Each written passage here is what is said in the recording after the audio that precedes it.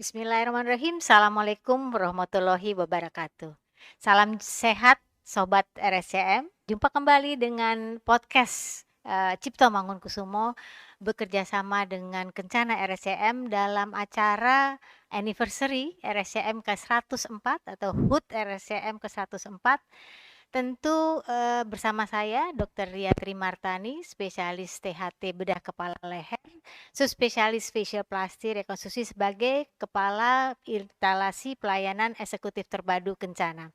Dalam rangkaian hari ulang tahun RSCM, kami ada 6 acara, terutama akan berbincang-bincang tentang beberapa layanan unggulan yang ada di Kencana. Pada hari ini alhamdulillahirobbilalamin bahwa kita sudah kedatangan 2 narasumber yang hebat-hebat, profesor muda kita yang nantinya akan membicarakan mengenai 2 layanan. Satu adalah Uronefro Center, pusat layanan prostat, dan uro-onkologi, yaitu nanti akan disampaikan oleh Profesor Dr. Agus Rizal Ardi Ariandi Hamid, spesialis urologi konsultan fix RT PhD. Dan yang kedua adalah layanan uronefro bagian functional female and neurologi Profesor Dr. Herina Herianti Raharjo, spesialis urologi konsultan PhD. Selamat datang Prof. Terima kasih. Baik, mungkin saya perkenalkan dulu, CV-nya cukup banyak nih soalnya, jadi satu-satu mungkin ya.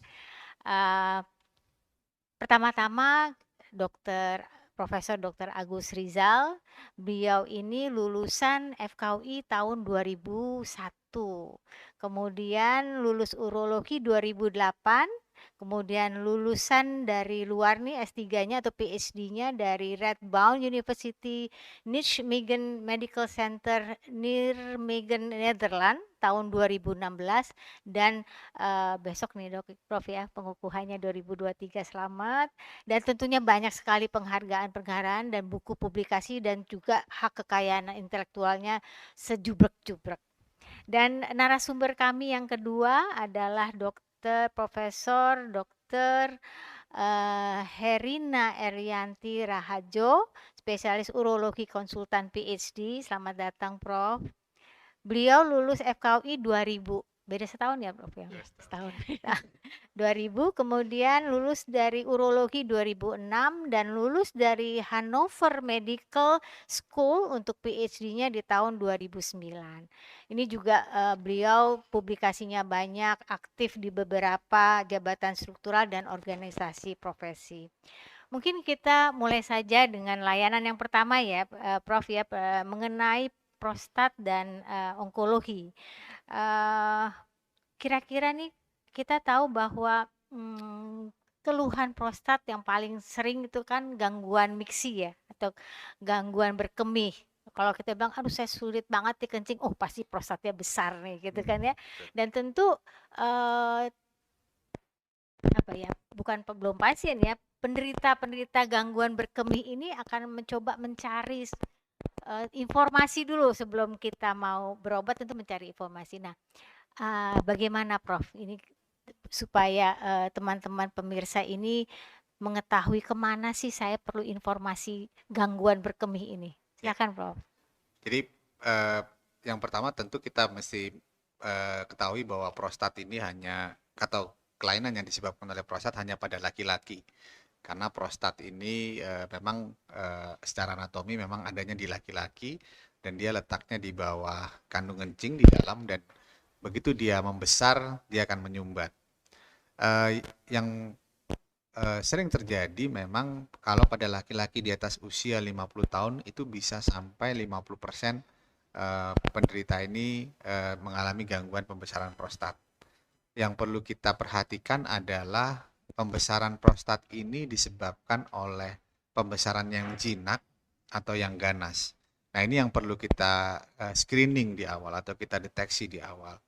Karena seperti kita ketahui kalau misalnya kanker ditemukan dalam tahap awal, tentu penanganannya itu akan menjadi lebih baik sehingga keharapan hidup menjadi lebih panjang. Jadi pada pasien laki-laki yang mengalami gangguan berkemih, ya itu memang sebaiknya disarankan memeriksakan diri dan kita bukan langsung segera mengobati keluhannya, tapi yang paling penting adalah kita melakukan screening mengenai apakah ada yang kita khawatirkan kanker atau penyakit tumor ganas di prostatnya, seperti itu. Dan eh, seringkali dengan keluhan yang ringan pun kita juga bisa menemukan kanker prostat itu. Jadi makanya disarankan kalau pada laki-laki yang di atas 50 tahun sebaiknya kita melakukan screening. Screening awal bisa kita lakukan pemeriksaan PSA. PSA. PSA, jadi pemeriksaan laboratorium yang saya rasa pemeriksaan laboratorium ini cukup cepat dan tidak perlu persiapan gitu ya. Jadi bisa datang dan di unit layanan kita di Prostat Center di Prostat dan Uro-Onkologi Center ini, jadi pasien bisa datang karena tidak perlu puasa seperti gula darah dan kita juga sudah melakukan inovasi bagaimana pemeriksaan PSA itu bisa cepat. Jadi dalam waktu sekitar 2-3 jam kita ada hasilnya, jadi kita bisa dengan mudah mendapatkan tanda-tanda kemungkinan seseorang itu terkena kanker prostat atau tidak. Oke, baik. Jadi gangguan berkemih gitu ya, gangguan Betul, berkemih itu bisa lazimnya kan hipertrofi prostat atau orang betul, awam bilang ada prostatnya tuh, padahal betul. emang semua orang juga punya prostat gitu ya. Ya, Tapi ini hipertrofi. Nah, berapa persen sih dok dari hipertrofi prostat itu yang ternyata keganasan? ya. Kalau dari dulu dari data lama yang kita lakukan biopsi dengan kecurigaan itu sekitar 30% yang kita lakukan biopsi itu hasilnya kanker. Tapi dengan perkembangan inovasi yang kita kembangkan di layanan center kita yaitu prostat biopsi robotik. Jadi kita dengan menggunakan robotik kita melakukan biopsi, justru malah kita menemukan lebih banyak sekali lagi. Jadi orang-orang yang kita curigai ini ada kanker prostat itu 50%-nya itu memang sudah ada kankernya. Jadi boleh dikatakan cukup banyak. Maksudnya kita melakukan biopsi. Eh, eh, Kalau dihitung keseluruhan mungkin tidak sebanyak 50%, tapi eh, yang justru kita temukan sekarang gitu ya dengan perkembangan inovasi ini, malah kita menemukan satu tumornya itu lebih kecil. Yang menarik adalah usianya lebih muda. Artinya Hmm. dulu sekitar umur 60-an kita temukan kanker prostatnya, sekarang di usia udah 50-an. Malah di Hmm. bawah 55 tahun. Jadi dalam beberapa tahun ini fenomenanya ini cukup menarik. Dan menariknya lagi adalah mereka justru tidak ada keluhan. Mereka datang karena melakukan pemeriksaan PSA dari medical check up manapun, kemudian datang ke layanan kita, kita lakukan screening, kita lakukan biopsi dengan robotik, kita justru menemukan lebih banyak Hmm. kasus-kasus Hmm. tersebut. Hmm. Seperti itu. Hmm. Jadi eh, justru yang kita tidak temukan sebelumnya dengan pengembangan inovasi di layanan kita, kita menemukan justru eh, apa namanya kasus-kasus yang usianya lebih muda yang sebenarnya karakteristiknya lebih sekarang sama dengan luar negeri. Hmm. Artinya itu menunjukkan bahwa kemampuan layanan kita untuk melakukan deteksi kanker prostat ini sudah mulai sejajar dengan teman-teman di Oke, luar. baik. Jadi menarik sekali nih, Prof tadi sampaikan bahwa kalau dulu dikatakan 30% dari gangguan berkemih atau hipertrofi prostat itu kemungkinan keganasan ya. Ya, Dengan semakinnya canggihnya dengan di RSCM Kencana ini menggunakan robotik kan lebih presisi gitu ya betul, tadi ya.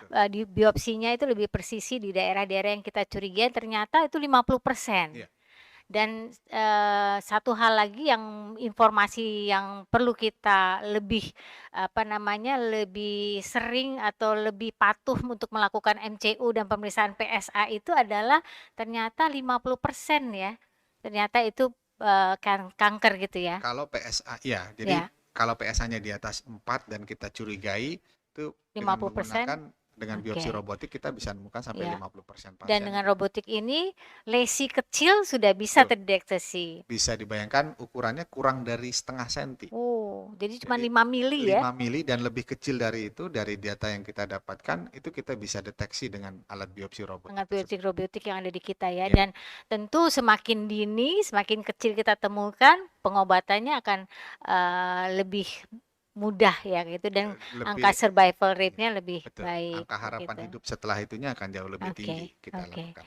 oke. Nah, Prof, tentu, di luar juga ada, apa namanya, pemeriksaan hipertrofi prostat dan screening mengenai, kanker prostat ini. Yang membedakan, senter lain baik di Indonesia maupun di luar negeri dengan yang di RSCM Kencana ini apa ya, Prof? Nah ini, kita melakukan layanan, ada 2 pengembangan layanan yang saya rasa, itu memang menjadi kekhususan di kita. Yang pertama adalah, pre-admission screening. Jadi, seperti tadi begitu ada orang keluhan kemudian mendaftar ke kita sudah melakukan komunikasi dengan pasiennya. Jadi pasien sudah merasa sebelum ke rumah sakit dia sudah diajak kita berkomunikasi. Kita membutuhkan data-data apa yang sudah dimiliki. Apalagi dengan era zaman sekarang ini pasien biasanya sudah melakukan pemeriksaan MCU di luar segala macam dan kita sudah meminta untuk memberikan datanya ke kita dan untuk kita lakukan screening untuk evaluasi apakah nanti kita perlu minta tambahan. Eee, dari pengalaman bahwa, kita bisa justru meminta kayak tadi misalnya PSA-nya kurang gitu ya, belum dapatkan, kita bisa minta datang lebih awal untuk kita lakukan pemeriksaan PSA yang tanpa persiapan, sehingga begitu datang ke dokter Sudah kita lengkap sudah lengkap. datanya. Kemudian yang kedua, bisa juga kita langsung, oh ya pasien ini kita perlukan tindakan imaging lanjutan. Jadi, eee, dari pengalaman bahwa pasien merasa senang sudah dilakukan komunikasi sebelum sampai ke dokter. Dia sudah merasa, dan pada akhirnya begitu ketemu dokter, pasien itu udah ya boleh dikatakan senang karena dokternya sudah tahu apa yang pasien ini keluhannya seperti apa gitu. Itu yang, beberapa pasien merasakan ini pelayanan menjadi lebih Iya iya efisien gitu ya. iya. Jadi pasien tidak perlu cerita berpanjang lebar, begitu dia datang, oh dokternya udah tahu nih gitu ya. Jadi, Mmm. saya nggak bilang kita kayak mirip orang pinter gitu yang cuman lihat ini, tapi kita punya datanya kita justru bisa Iya melihat bahwa iya. ya. Yang kedua adalah, kelebihan, kami tentu multidisiplin ya. Mmm. Nah, tim multidisiplin ini, tidak hanya di internal, seperti nanti mungkin Prof. Harina bisa jelaskan dengan, layanan di, misalnya karena orang gangguan berkemih kan belum tentu prostat ya. Nanti Prof. Harina bisa menjelaskan, tentu lebih banyak juga gangguan yang lain, kita berkolaborasi dengan, layanan yang ada di Female dan Neurology Center. Dan, eee, layanan lain adalah kita melakukan kolaborasi dengan departemen lain. Jadi Mmm. tidak hanya urologi dan ini sudah cukup rutin kita kerjakan, banyak kasus-kasus sulit yang yang membutuhkan layanan kita itu bisa kita kerjakan dan, eee, contoh sederhana misalnya pemeriksaan radiologi. Beberapa kasus yang kita temukan, seringkali pemeriksaannya tidak standar, sehingga kita sulit, eee eee, mau melakukan tindakan apa pada pasien ini. Sehingga dengan melakukan kita multidisiplin tadi, kita bisa menemukan diagnostik yang lebih pasti, dan yang kedua kayak patologi anatomi, pemeriksaan memastikan ini, penyakitnya apa, itu dengan berdiskusi karena kita saling butuh data klinisnya seperti apa, data laboratoriumnya apa, itu kita kerjakan bersama. Dan, ini yang, membedakan layanan kita bahwa, kita bisa melakukan secara tim dan ini sudah standar, kalau dikatakan standar internasional ya, kita melakukan layanan tim ini karena khususnya untuk pasien-pasien kanker, itu sudah dikatakan sebaiknya memiliki layanan ini. Jadi pasien yang datang ke prostat dan uro onkologi center ini sudah hampir dipastikan kita akan lakukan layanan dengan tim multidisiplin yang di mana, kalau pasien itu merasa bahwa ya tidak hanya dilayani oleh satu dokter saja, tapi, kita secara tim dan itu biasanya Integrated. menjadi lebih secara kenyamanan itu Ya pasien ya menjadi lebih ya. senang dengan Ya, itu. ya, baik. Jadi kalau kita bisa lihat kelebihan di Kencana RSCM ada 2. Jadi sudah ada pre-admission komunikasi ya. Iya, Pre-admission mungkin juga bisa disebut kayak pre-hospital. Jadi sebelum dia ke rumah betul, sakit gitu kan sudah diskusi, kemudian pemeriksaan-pemeriksaan yang sudah mereka miliki apa, bisa dikirim, bisa dievaluasi. ya, Bahkan nanti ada case manager yang bisa kontak, "Bu, datang hari ini untuk periksa PSA dan, prometri, urometri atau ya, pemeriksaan lainnya sebelum nanti bisa ketemu sama, betul, Prof, Agus Rizal untuk bisa tindak lanjut." Nah, Setelah itu pun kalau misalnya ini pasien yang membutuhkan keahlian lain gitu ya, misalnya, radiolog segala macam, kita mempunyai standar, penilaian yang sama sehingga diskusinya menjadi lebih komprehensif gitu ya, Ya. jadi pasiennya juga nggak bolak-balik. Satu pertanyaan mungkin terakhir, dari sekian banyak pasien, Prof dengan penggunaan robotik yang presisi, kemudian dengan pelayanan yang mulai dengan, pre-hospital atau praadmisi, dengan teman-teman kolega kita yang kasus sulit apa sih Prof yang sudah ditanganin dan pasien itu benar-benar rasanya puas dilayani dan, terselesaikan masalahnya Prof? Ya, itu yang seperti saya sampaikan sebelumnya bahwa karena eh, standar cara pemeriksaannya, cara standar melihat patologi anatominya, itu bisa saja terjadi perbedaan hasil. Dan kita di sini update teman-teman dari patologi anatomi, teman-teman dari radiologi, radioterapi, onkologi medik itu selalu mengupdate ilmunya, bagaimana melihat itu. Yang eh, yang sulit kita temukan adalah bukan yang sulit ya. Jadi pengalaman bahwa misalnya diagnosisnya dikatakan di luar itu bukan cancer, ternyata di kita jadi cancer. Yang sulit tentu di luar dikatakan cancer, ternyata di kita bukan. Nah, ini yang menurut saya, tapi kita percaya karena kita apa namanya, teman-teman di sekitar situ tadi yang multidisiplin itu juga mengupdate ilmunya gitu ya.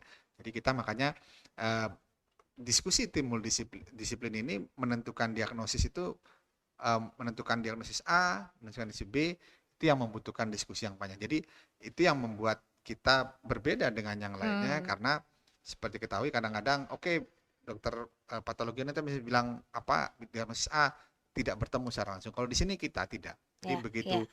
menemukan sesuatu kasus yang sulit kita bicarakan dan itu tadi karena beberapa kasus setelah mendapatkan eh, informasi tentang kelainan, keluhan, tentang radio lagi, kita bisa memutuskan, oh ternyata kalau kita bicarakan jadi satu, ini hasilnya ternyata mengarah ke sini dan kalau kita lihat begitu kita menata laksana ini dengan kasus yang diagnosis yang lebih tepat, outcome-nya jadi lebih baik gitu dok. Mhm. Baik, jadi seperti kita ketahui lah ya Prof, bahwa diagnosis itu tidak hanya dari satu temuan gitu Betul. ya. Harus ada anamnesis, pemeriksaan fisik, penunjang, sampai dengan PA dan didiskusikan supaya, sama inline, oh ya sepakat bahwa Ya, ini bukan CA atau ini CA. Sehingga, hasilnya itu sudah terintegrasi, pasien nggak perlu jalan-jalan muter-muter ya. se-Jakarta untuk mendapatkan, kepastian diagnosis gitu kali ya, Prof, ya? Jangankan se-Jakarta, di dalam rumah sakit dia masih jalan-jalan juga kan dok. Itu Iya, sebenarnya mengurangi waktu kalau ini dokternya yang datang ya? iya, dokternya berkumpul di satu tempat, kita Mmm, bicarakan, pasien menyerahkan semua datanya, dan itu eh, cukup efisien ya.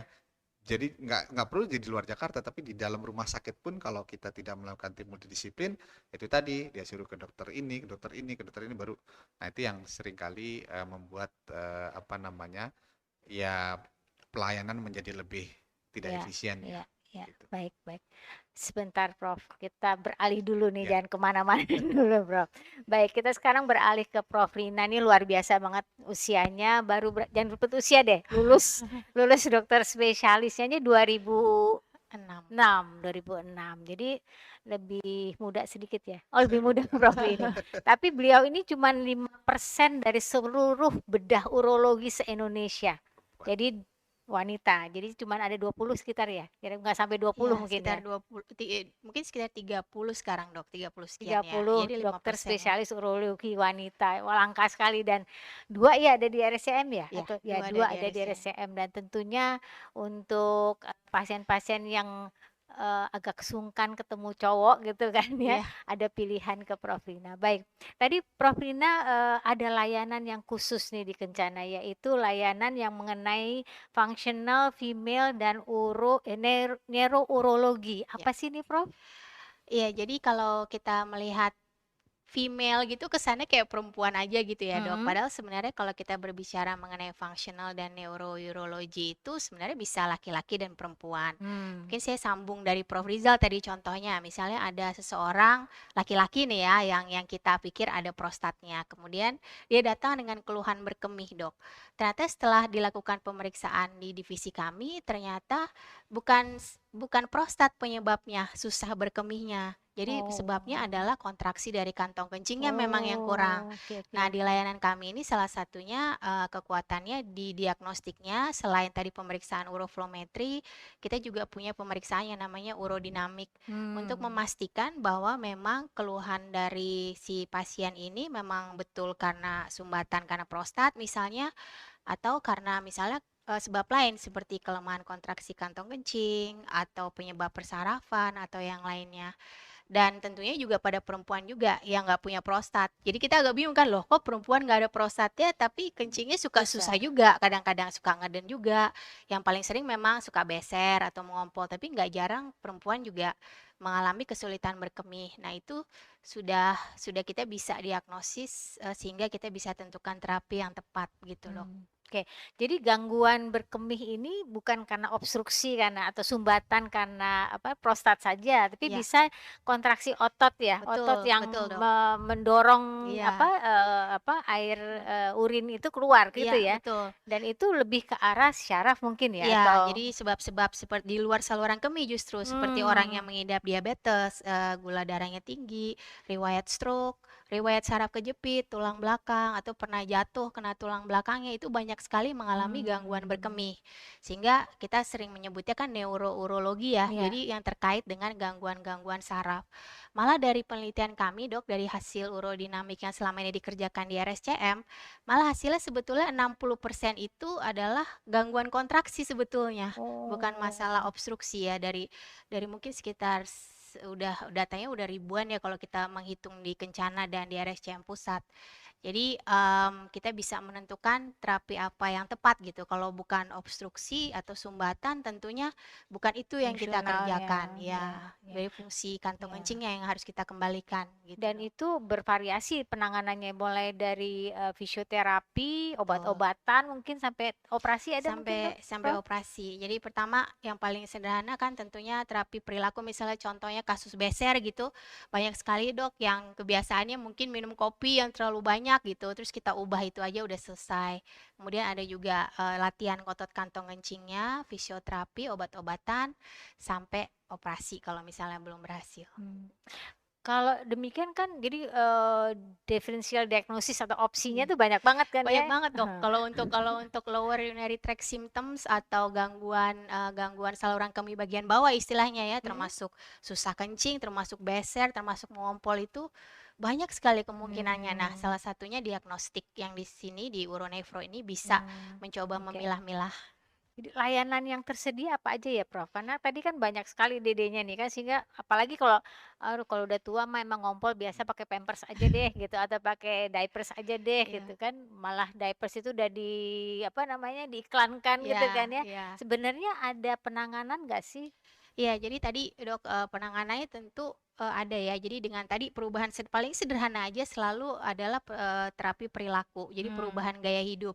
Kadang-kadang hanya dari mengatur diet, mengatur makanan, minuman, terus mengatur manajemen stres Dok, karena banyak sekali kasus-kasus stres itu akhirnya munculnya manifestasinya sebagai Oh. gangguan berkemih itu banyak sekali. Mmm. Kemudian ada ya tentunya obat-obatan dan kami di sini juga tadi juga Prof. Rizal sebut mengenai kekuatannya dari RSCM ini adalah multidisiplin Dok.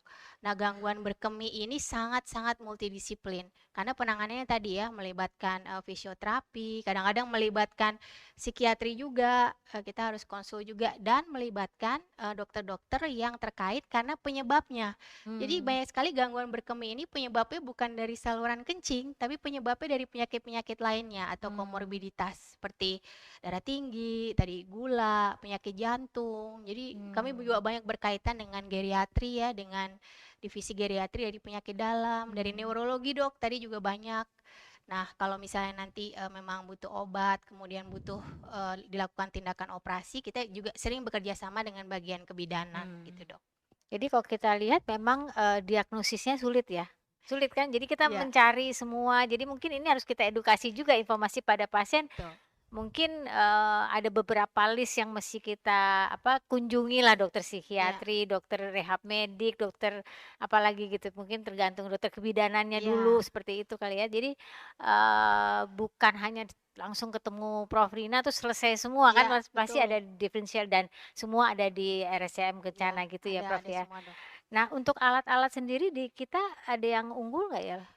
Jadi yang unggul ya tentunya tadi ya, Dok, ya, kalau uroflometri mungkin udah banyak nih yang punya, Mhm. cuman memang urodinamik ini agak jarang di Indonesia, hanya beberapa center yang punya. Kemudian, sebenarnya layanan video urodinamik lebih jarang lagi. Sepertinya, Oh, yang baru mulai di luar Kencana itu mungkin sekitar 1, 2 rumah sakit aja yang baru mulai, tapi udah dalam beberapa tahun belakangan kita sudah mulai coba untuk kerjakan, karena kita bisa melihat, selain fungsi, kita sekalian bisa melihat anatominya sekaligus kalau oh, video urodinamik. Kemudian juga Prof. Rizal juga mengembangkan juga ada namanya sistoskopi ya Prof. Rizal ya, dilakukan bisa lokal gitu di poliklinik. Jadi kita ya itu tadi, kita selain melihat fungsi dari urodinamik, kita bisa melihat secara anatominya gitu oke gimana. oke. Kemudian juga, untuk rehabilitasi mediknya juga, sekarang makin berkembang, Dok. Jadi tadi seperti kelemahan dari kontraksi dari kantong kencing itu sudah kita bisa lakukan stimulasi untuk membuat dia lebih kuat. Kemudian untuk yang beser kita juga bisa stimulasi agar pasiennya bisa lebih nggak beser gitu, bisa lebih menahan kencingnya itu ada, dan tentunya tindakan-tindakan operatif apabila membutuhkan ya misalnya membesarkan kantong kencing. Nah, biasanya kita kerjasama lagi tuh dengan rekonstruksi urologi gitu, Dok. Wah, menarik sekali ya. Jadi sekali datang ke Prof. Rizal atau ke Prof. Rina, kita bisa menentukan nih struktur, Iya, sumbatan, atau fungsi nih. iya, Kalau fungsi ada sejumlah yang perlu kita identifikasi, apa yang mengganggu fungsi bekemih ini kan ya. Kalau misalnya obstruksi bisa kita prostat atau batu iya. mungkin ya, atau stenosis ya, Iya, stenosis ya. stenosis juga. Stenosis juga bisa segala macam itu mungkin jadi sekali kunjungan bisa menentukan ini, obstruksi atau memang gangguan fungsi dan tentu nanti berkolaborasi dengan banyak pihak yang kebetulan di RSCM ini banyak jagoannya ya, yang psikiatrinya jago juga Iya, Ya, kan, kebidanannya, penyakit dalamnya, radiolognya mmm, penting, apalagi alat tadi yang video ya. fluoroskopi. iya, Ini kalau dengar dengar, namanya video fluoroskopi, jadi kita bisa melihat flow kemih ya? iya. Jadi Deng kita bisa melihat jadi, urodinamik kan kita melihat fungsi ya, Dok, terus kemudian urodinamik itu kan aslinya kita memasukkan air Iya, steril, tapi ini flow-nya gitu, ya. kita ganti dengan kontras. Jadi airnya Oh, kantong kencingnya itu terwarnai gitu, kemudian bisa oh, difoto sehingga kita bisa menjelaskan, oh gangguan fungsinya ini ternyata sampai menimbulkan gangguan arus balik ke ginjal dan lain-lain. Jadi oh kita gitu. bisa jelaskan ke pasien, kemudian kita juga, bisa tentukan terapi yang cocok gitu, Dok. Wah, luar biasa, ini termasuk preventif juga ya, jangan sampai nanti naik ke Iya, ke ginjal gitu kan ya, iya, berbalik refluks jadi kelainan ginjal. betul. Mungkin saya sedikit menambahkan juga bahwa eh, justru banyak juga kasus-kasus ya, Prof. Arina, yang Mhm, di luar itu dicoba dulu. Oke, kita coba ya obat A, coba B, karena tidak tahu diagnosisnya. Hmm, mhm, Gitu. Jadi dengan layanan dari Prof. Harina itu, ya itu tadi karena biasanya pasien prostat datang ke saya dulu juga, dan itu tadi keluhannya sudah dikerjakan A, B, C tanpa tahu diagnosisnya, tentu nanti dengan layanan dari Prof. Harina, dan eh, pasien cukup puas dengan itu. Jadi eh, karena beberapa kasus itu di luar semua bingung gitu, mhm, dokter. Tapi begitu dia datang ke kita, tentu saya kolaborasi dengan Prof. Harina, terus tahu penyakitnya, itu pulang dengan senyum. hmm, Karena bagi pasien bukan sekedar pengobatannya, tapi dia tahu informasi sakitnya apa, jelas dia ya. sudah tahu sakitnya apa, itu dia menyenangkan bagi dia. Akhirnya Hmm, dia tahu bahwa kita ditanganin oleh tim yang saya rasa, dan hmm. itu banyak pengalaman seperti itu, dan eh, makanya kalau saya pribadi begitu sudah banyak dicoba ya, saya minta Prof. Harina tolong diagnostik tadi dengan kelengkapan yang tadi, yang mungkin dengan apalagi dengan video aerodinamik juga beberapa kasus. Akhirnya setelah selesai Prof. Harina balik lagi ke saya bilang bahwa Pak, karena ke saya lebih banyak laki-laki gitu ya. Ini Pak hasilnya udah dia mukanya tuh berbeda. Waktu datang di Iya, awal iya, iya, sebelum iya, itu iya. kayak bingung gitu. Sekarang udah datang Lebih dia lebih jelas. happy. Oke, Ya. nanti Bapak kontrol lagi setelah kita ngobrol dia. Oke, dia lebih siap seperti itu. Jadi Hmm. justru itu tadi bahwa Prof Harina katakan kekuatan diagnostik yang kita miliki ini itu eh, sangat baik ya, apa namanya, kolaborasinya, dan banyak sekali kasus yang seperti itu Ya, gitu. ya. Baik, jadi memang salah satu keunggulan nih kalau saya dengar dari pasien-pasien kencana, itu kalau dokter DPJP, dokter penanggung jawab, pelayanan pasien ini, kalau ngejelasin itu runtun, jelas gitu, kayaknya seneng banget mungkin ya. Karena tadi disampaikan oleh, Prof. Rizal bahwa satu, ada alatnya yang mendukung, data yang mendukung apa yang kita sampaikan, dan tentu kita semua staf pengajar ya, jadi jelas ABC-nya sehingga, oh yang tadinya kelihatannya ribet banget udah terurai dan lebih Hmm. lebih jelas. Yang terakhir mungkin kita saya tambahkan masalah bahasa. Hmm. Jadi saya juga mungkin Prof Harina juga bisa menambahkan itu beberapa pasien akhirnya walaupun sudah second opinion di luar gitu tetap balik lagi nanya karena apa? Mereka nggak ngerti Kendala bahasa. gitu loh. Karena yang dibicarakan pakai bahasa Inggris, bahasa Iya. medis gitu ya. Begitu kita bicarakan dengan bahasa kita itu menjadi lebih lebih mudah. Iya, Prof iya. Harina mungkin bisa lebih jelasin kasus-kasus Gimana, profesional. Prof? Iya, jadi ya betul kata Prof Rizal sih dok. Jadi nggak sedikit juga. Jadi misalnya yang sudah berobat keluar gitu, mungkin kan juga selain kendala bahasa juga ada masalah kendala biaya juga ya dok ya. Ya, Kemudian akhirnya kembali ke sini dan juga mungkin di sini kan walaupun bagaimana ini kan home-nya, rumahnya ya. gitu ya. Jadi tentunya dia kalau ingin melanjutkan pengobatan atau apa, dia akhirnya kembali ke sini gitu. Dan ya tadi sih juga penjelasannya sih ya mereka karena cenderung multidisiplin itu mereka juga sepertinya lebih puas ya karena nggak harus pindah-pindah, harus mencari dokter mana lagi gitu. Kita udah di sini fasilitasnya lengkap sehingga kita bisa menjelaskan yang lengkap gitu kepada pasien Baik, sampai ke baik. terapinya. Ya. Saya rasa itu yang penting ya, yang Ya, penting satu edukasi, Hmm. informasi, itu dapat dengan bahasa ya dimengerti, didukung oleh keluarga-keluarga yang semua ada di sini ya, gitu kan. ya. Dan tentunya juga, mendapatkan fasilitas yang internasional juga gitu ya, Prof, ya? Ya. Iya. Baik, mungkin, luar biasa sekali nih, Prof, 2 layanan unggulan di Kencana RSCM yang kita, terus tingkatkan ya, Prof. Mungkin akhir penutupan ada closing statement dari Prof. Rizal, monggo. Baik. Dari layanan kami Prostat dan Uro-Onkologi Center tentu berusaha melakukan inovasi-inovasi yang tujuannya adalah mengefisiensikan layanan bagi pasien. Jadi pasien itu tidak perlu kita mengurangi kunjungannya, tapi bukan berarti mengurangi kunjungan bahwa diagnostik itu tidak tepat. Justru kita bisa menyatakan bahwa layanan apa yang kita kembangkan saat ini itu sebenarnya sudah menyamai kalau misalnya apa namanya, para pasien ini harus sampai berobat ke luar negeri. Sehingga tentu dari sisi pengertian atau edukasi tadi akan lebih mudah dengan menggunakan bahasa yang sama, dan mungkin dari sisi biaya tentu juga bisa membantu, dan dengan layanan yang multidisiplin tadi bisa tentu pasien ini jadi lebih efisien ya saat datang atau berobat di tempat kita gitu. Baik, terima kasih.